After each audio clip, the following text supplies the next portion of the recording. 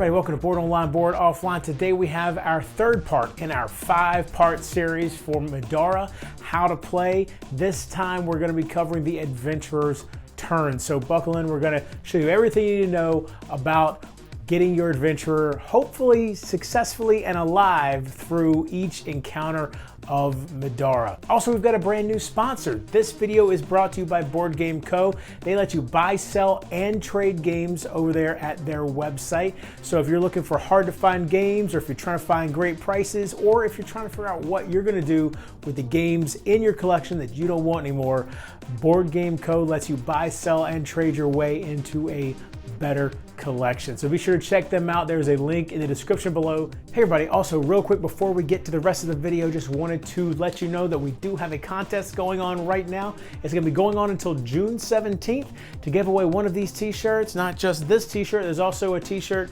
very similar without the lettering, still have Bored Cthulhu on there, lots of different colors. Follow the link for the contest in the description below. And again, it goes until June 17th.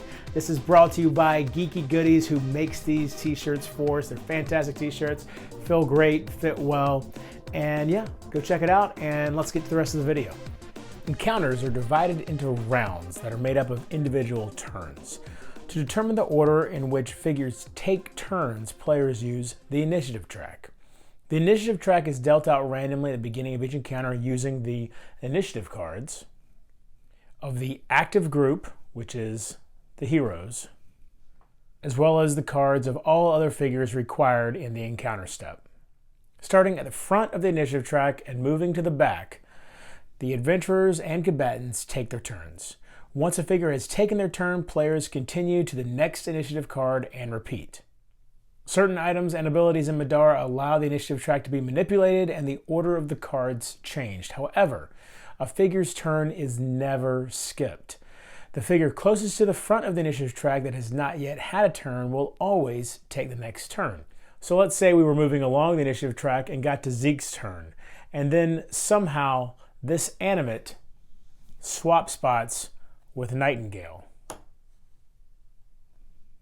After Zeke finished his turn, the animate would now take the turn since it's the closest to the front of the initiative track and has not yet taken a turn. Once the back of the initiative track is reached, the current round ends and a new round begins. This continues until the encounter reaches an end condition. Any effect that would last until the end of a round persists until the last figure on the initiative track has finished their turn. If a figure is ever instructed to move up the initiative track, this means they are moved toward the front. And likewise, moving down the initiative track means they are moved toward the back. Certain combatants with multiple figures have multiple initiative cards, as you see here with the cave sickle. However, we'll discuss exactly what this means and how they're used in more detail in part 4 of this video series. An adventurer's turn is broken up into 5 phases. The first phase is the start of turn phase, during which the player resolves abilities and effects that occur at the start of a turn in the following order: resolve special encounter rules, resolve abilities the adventurer controls, resolve abilities that other allies control, and then resolve abilities opponents control. The second phase is the status phase. Any effects and abilities that have the status tag occur at this time. These include negative effects such as poison and condemn, as well as positive effects such as haste. We'll discuss effects and tokens in more detail in part 5 of this video series. During the refresh phase, the adventurer goes through the following steps in order. First, an adventurer recovers a number of stamina points equal to the number of red dots on her stamina recovery bar. Remember, an adventurer may not have more stamina points than the total number of dots shown. It's also very important to remember that adventurers skip this step on their first turn, and so they do not recover any stamina points until their second turn of the encounter. The second step of the refresh phase is to unexhaust cards. Any exhausted cards are unexhausted at this time, and keep in mind that if they have been flipped, you do not unflip them at this time. That's different than unexhausting. They will not unflip until the player is specifically told to do so, such as when the players are instructed to restore the adventurers. The fourth phase is the action phase.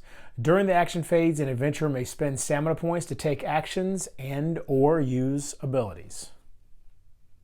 An adventurer may use some, all, or even none of her stamina points during the action phase. Once she decides she no longer wants to spend stamina points or take actions and or use abilities, the adventurer continues to the end of turn phase. Some actions or abilities have limits on how many times they may be used, but unless a limit is specifically mentioned, then that ability or action may be used as many times as the adventurer has stamina points for it.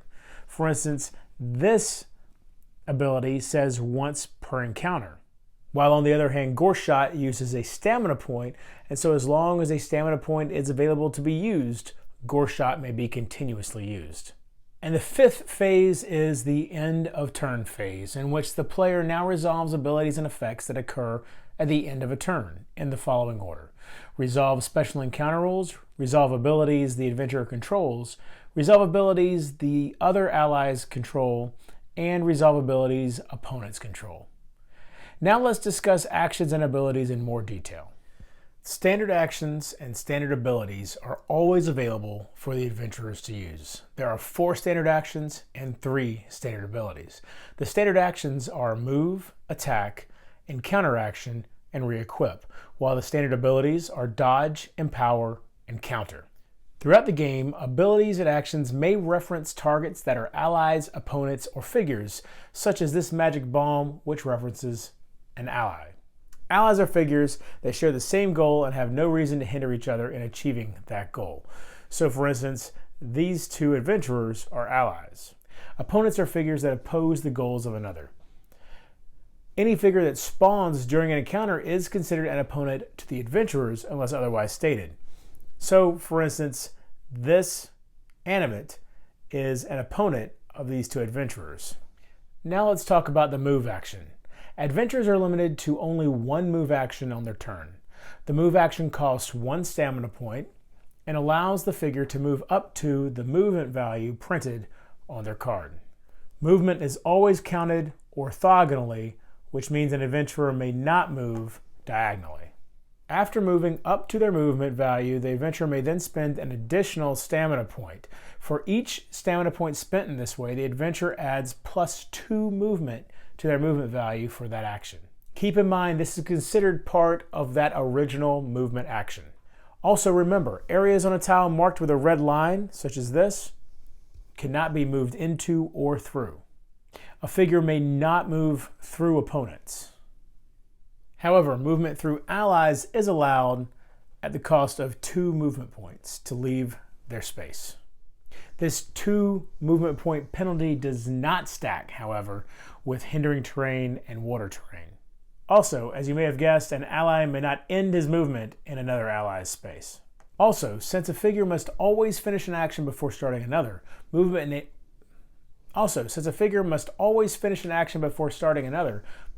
not be broken up with other actions. For instance, a figure could not take half of his movement, attack this enemy, and then continue moving again. Some abilities do allow a player to make a move action. However, this still counts as their move action for the turn, unless otherwise stated. When a player ends her move action, all unspent movement is lost. Some disciplines and item cards have abilities that let characters move for free. Any movement granted by such abilities does not count as the move action for the turn. For instance, this short sword says exhaust and move 1 space diagonally. It's important to note that these abilities still cannot be used during another action. So by exhausting this card, Rook can move diagonally here. So it says to move 1 space diagonally, which means that even if Rook were starting in hindering terrain, which costs 2 movement points to leave, by using this short sword, he could still move diagonally out of it. However, obstructing terrain and opposing figures still prevent an adventurer from using this free movement to move through their space, and dangerous terrain would still defeat an adventurer under normal circumstances. And finally, it's also important to realize that tags that affect abilities still affect free movement. For example, heavy still reduces free movement granted by any ability by 1. Often, abilities may use the terms towards and away. If an ability ever moves an opposing figure towards something, such as this animate towards Rook, the figure being moved must only move into spaces that are closer to the destination. If the destination is occupied by another figure, the destination becomes the nearest adjacent space to the figure. If an ability moves an opposing figure away from something, the figure will move directly away from it. If, on the other hand, the opposing figure is positioned diagonally to the component causing the movement, then the figure must choose the most detrimental direction to move. In this case, the two possible spaces would be this water space or this hindering terrain space. If a figure would ever be moved into obstructing terrain or into another figure, they must stop moving and are dealt the remainder of the movement as irreducible damage.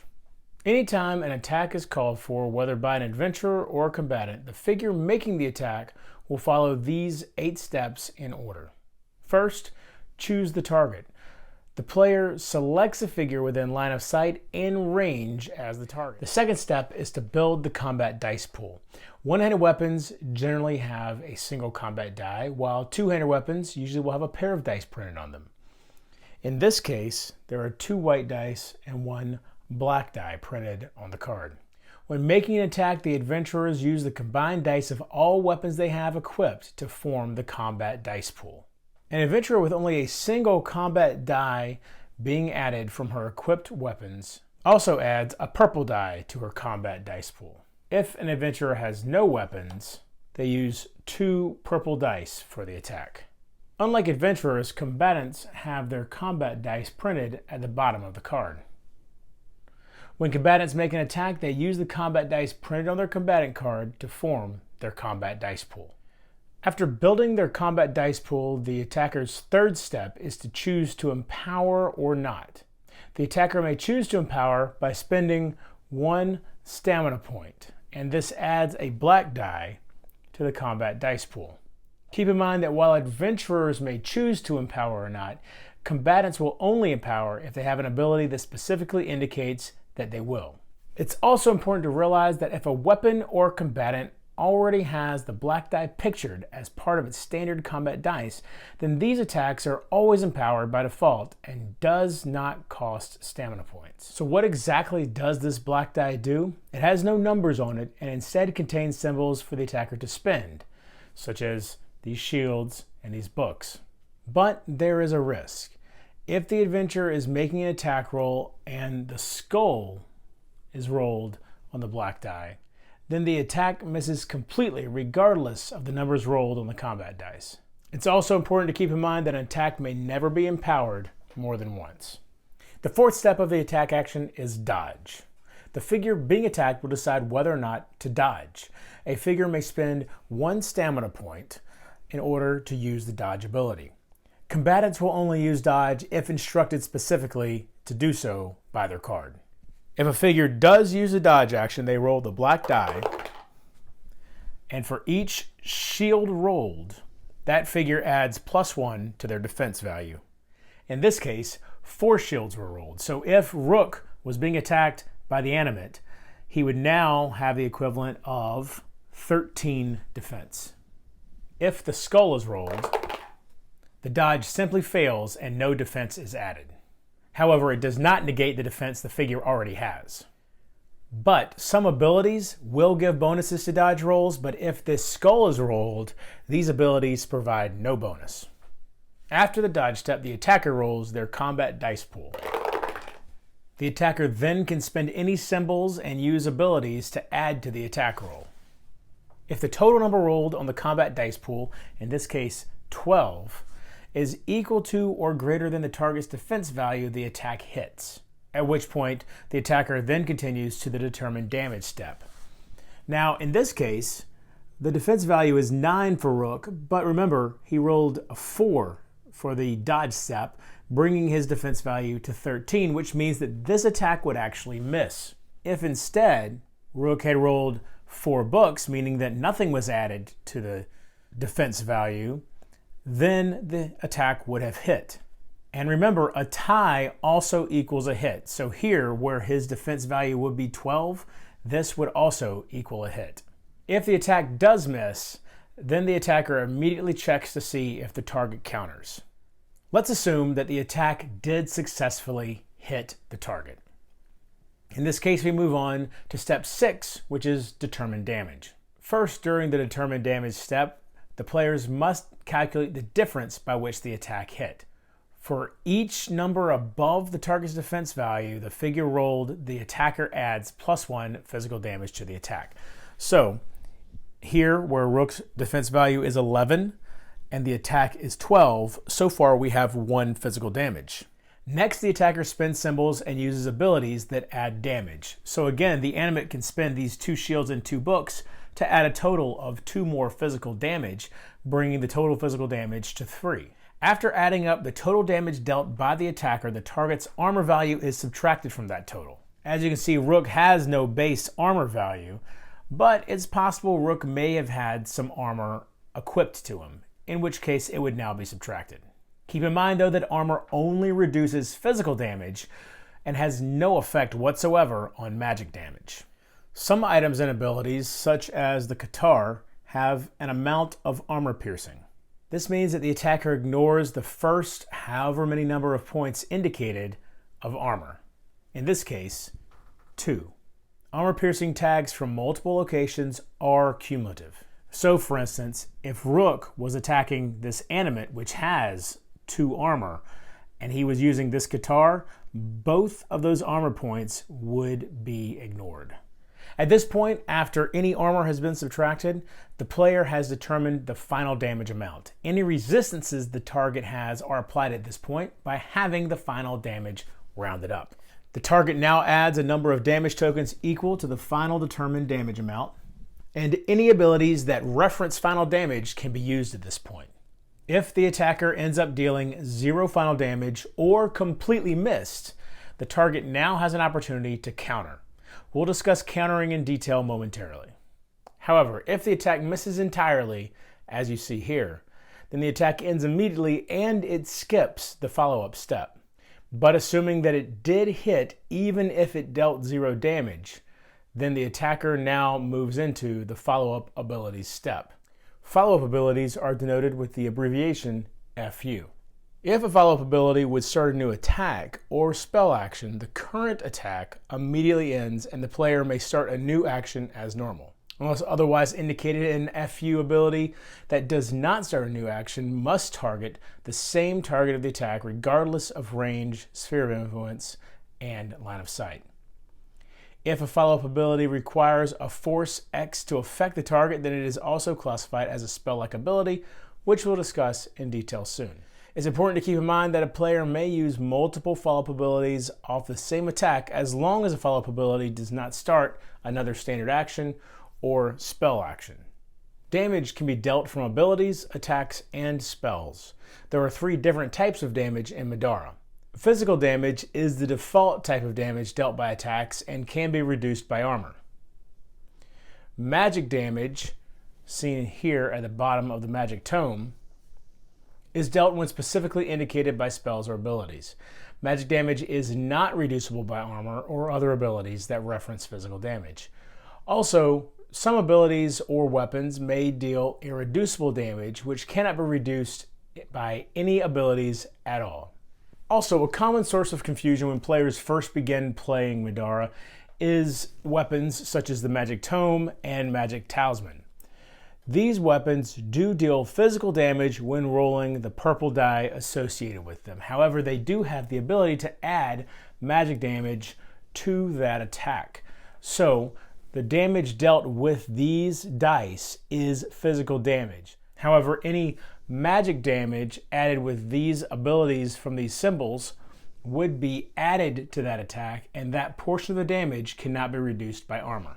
It's also important to note that if an ability simply references damage, it is referring to any damage type. When drawing line of sight through a diagonal, players choose which of the 2 spaces affect the line of sight. Now keep in mind, this is only when drawing directly through a diagonal, meaning right through this corner spot. In this case, the possible terrains that could affect line of sight are hindering terrain and regular terrain. The player, as I mentioned, chooses which terrain, and the space chosen by the player applies all of its possible bonuses and negatives gained by the terrain type of the space and any figure occupying the space. So in this case, the player will most likely choose the regular terrain to affect the attack. If at any point during movement a figure leaves a space adjacent to an opponent, that figure provokes a break attack. The opponent may immediately make the break attack against the figure that left the adjacent space. The attack takes place in the space the target is leaving, and any terrain in that space still affects the attack. A figure may never make more than one break attack per turn, meaning that if Rook moved here, and then here, and then here, only this original movement would cause a break attack. Unlike other actions, a break attack and resulting actions will not end the movement of the figure that is moving, so any remaining movement may be finished after the break attack is fully resolved. All break attacks made by combatants are considered melee attacks unless otherwise stated, while adventurers can make an attack corresponding to the type and range of their equipped weapons. There are 3 types of weapons in Middara: melee, ranged, and melee ranged. Melee weapons have this sword icon and may only target an adjacent figure. Ranged weapons have this arrow icon with a number next to it that displays the range of the weapon, in this case, range 4. And melee ranged weapons have this sword and arrow icon. Like a ranged weapon, it will display a number which indicates the range of the weapon. These weapons can be used with both melee and ranged abilities and count as having both the ranged icon and the sword icon. An adventurer's range when using attack actions is determined by their equipped weapons and items.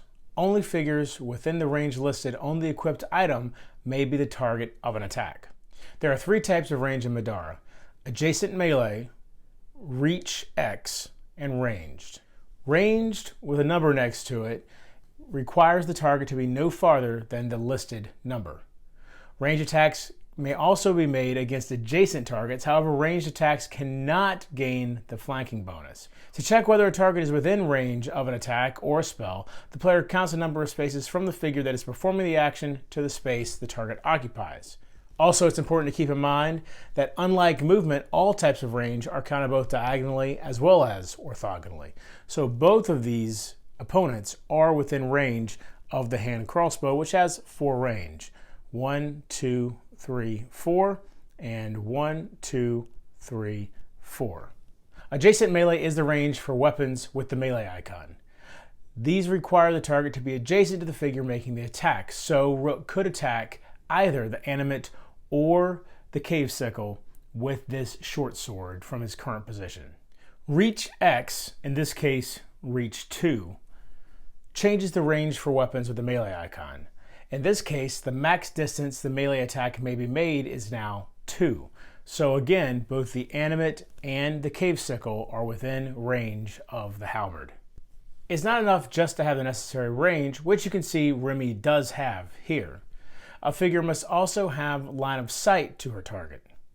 Line of sight is determined by drawing a straight line from the center of the space the acting figure occupies to the center of the space the target figure occupies. If this line runs through anything that blocks line of sight, then the acting figure does not have line of sight.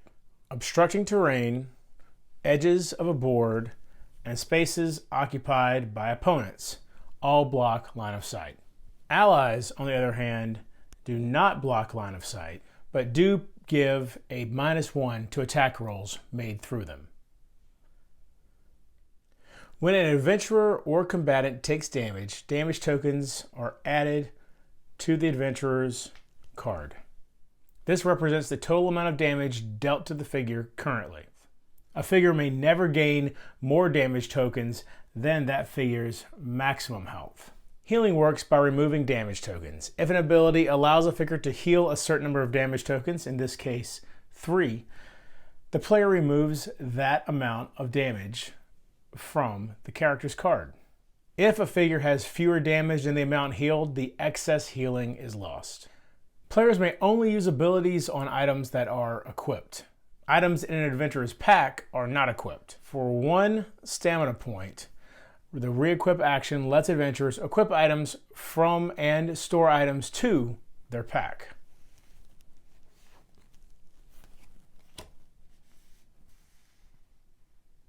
Using this re-equip action, adventurers may also take items and companions from adjacent adventurers.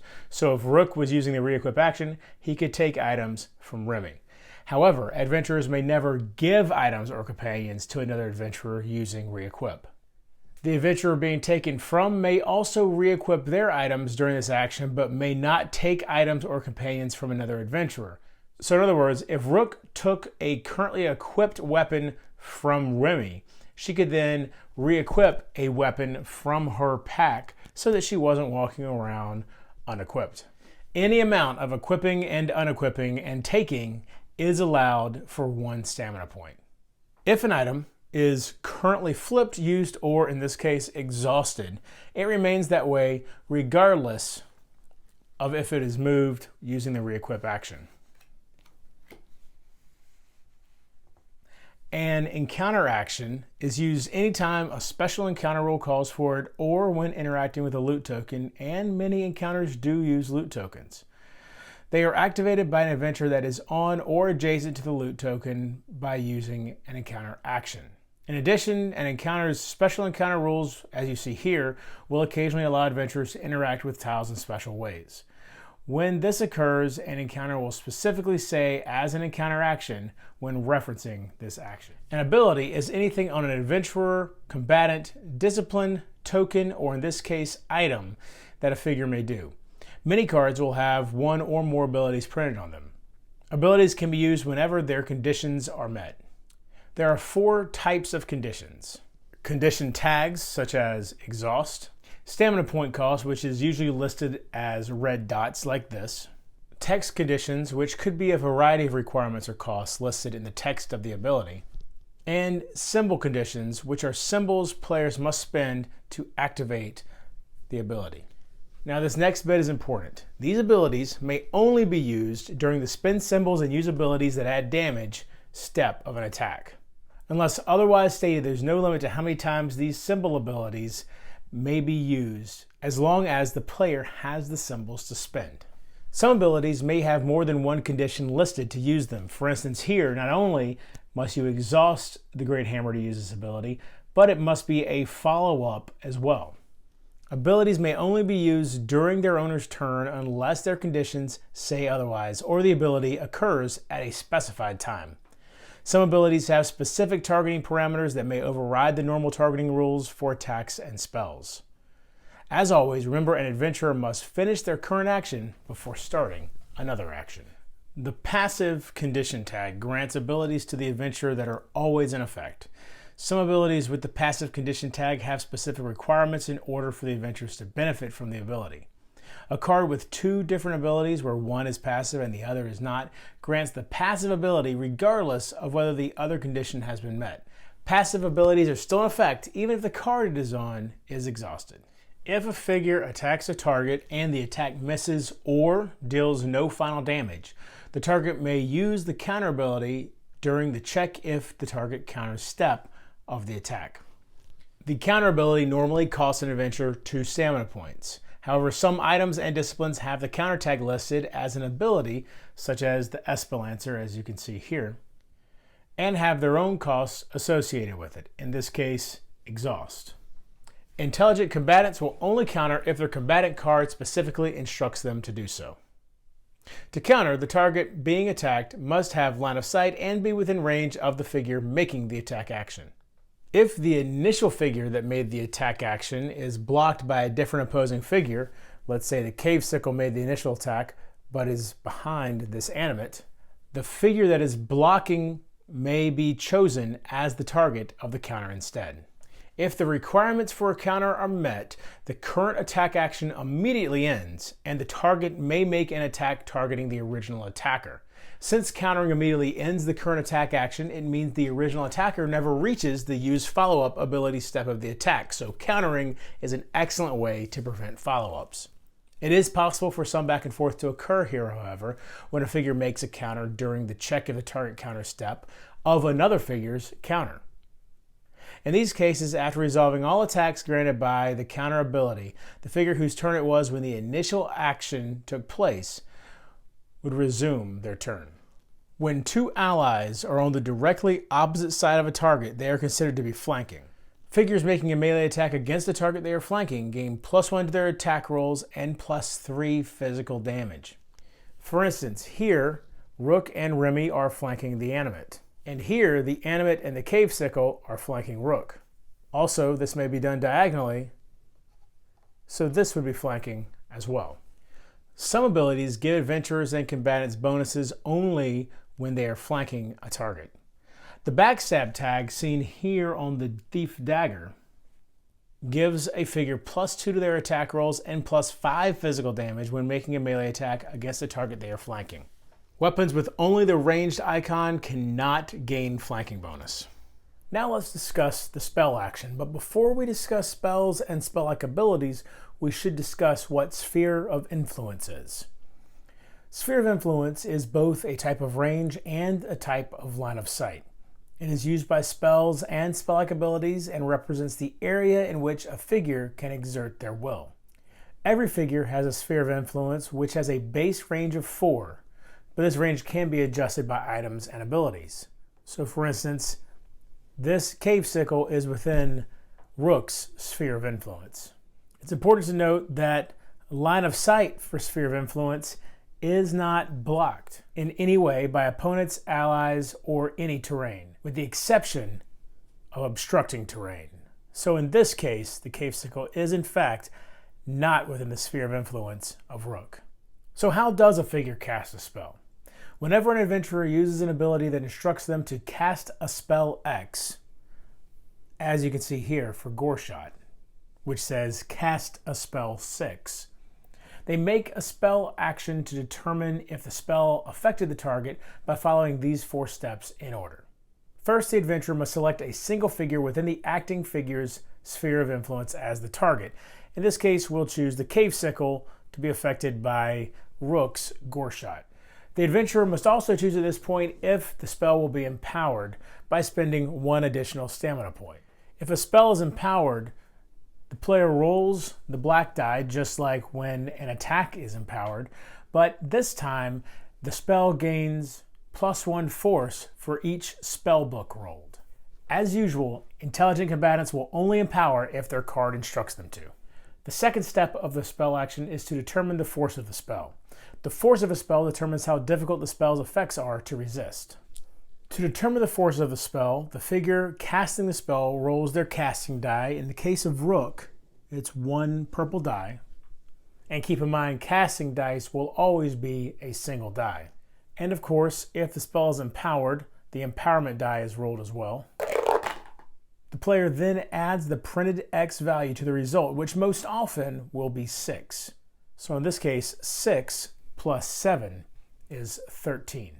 Also, since the empowerment die only rolled shields, nothing is added to the force. The third step of the spell action is for the target to make a conviction check. Each adventurer and combatant card has conviction dice printed on it. These 2 dice determine how resistant a figure is to spells. For the Cave Sickle, it's 2 purple dice. To make a conviction check, a figure rolls the conviction dice printed on their card, and if the total number rolled is equal to or greater than the spell's force value, the spell is resisted and the action immediately ends. As you can see here, the Cave Sickle rolled a 12, and as we remember, Rook rolled a 13. This means that the Cave Sickle did not resist the spell, and so the spell's printed effect now occurs. And resolving the spell's effect is the 4th step of the spell action.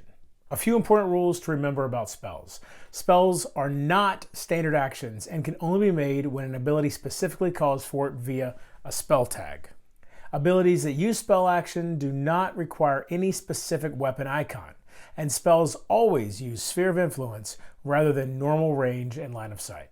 Any ability with Force X printed on it is called a spell-like ability, and these do not count as actions.